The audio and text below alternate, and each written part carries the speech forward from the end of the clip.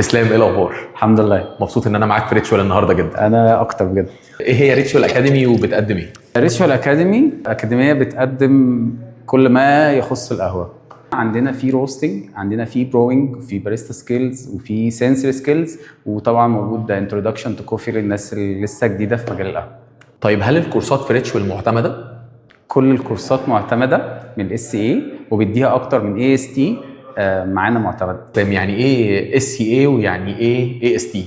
اس اي ده اختصار سبيشاليتي كوفي اسوسيشن اللي هي جمعيه القهوه المختصه، واي اس تي يعني مدرب معتمد من جمعيه القهوه المختصه.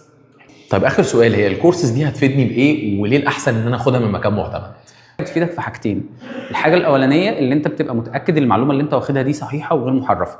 تاني حاجه طبعا بتفيدك في مجال العمل اللي انت ممكن تستخدمها بالشهاده بتاعتها، اللي انت الناس بتبقى عارفه قد ايه انت فاهم قهوه ومحترف قهوه، ودي حاجه بتاكد تكمل وتطور في مجال عملك كباريستا او كحماص او معد القهوه، حتى لو انت هوم برور اصلا.